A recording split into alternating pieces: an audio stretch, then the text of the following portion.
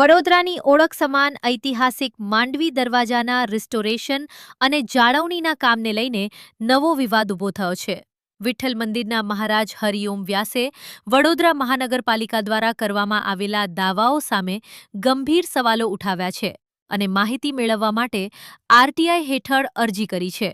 મહારાજ હરિઓમ વ્યાસે આક્ષેપ કર્યો છે કે પાલિકા દ્વારા માંડવી દરવાજાના રિસ્ટોરેશનનું 20% કામ પૂર્ણ થઈ ગયું હોવાનો જે દાવો કરવામાં આવી રહ્યો છે તે વાસ્તવિકતા સાથે મેળ ખાતો નથી.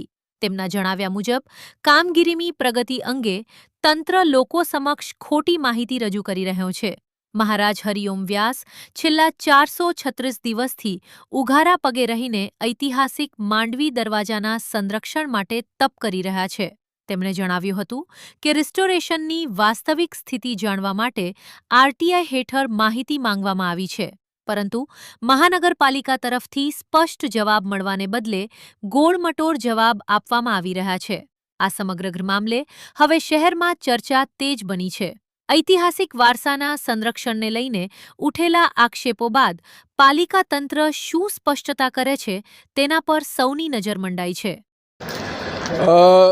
વિરાસતથી વિકાસ જે બજેટનું નામ આપવામાં આવ્યું છે વર્ષ 2026નું, એ ખરેખર એવું લાગે છે કે વિરાસતથી વિનાશ એવું લાગી રહ્યું છે.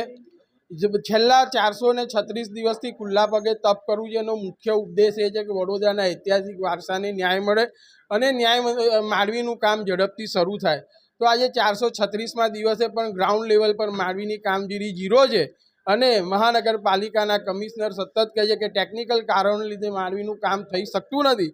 ત્યારે જ આ મહાનગરપાલિકાનું હેરિટેજ સેલ છે, જેના એક મેડમ છે કે જે 10 તારીખે માંડવીનું પરીક્ષણ કર્યું છે જમીનનું, અને એ રિપોર્ટ આવે છે કે માંડવીની 15થી 20% કામગીરી પતી ગઈ છે અને માંડવીનું પિલ્લર જે રીતે જર્જરિત છે એ રીતે ફાઉન્ડેશનમાં પણ નુકસાન છે.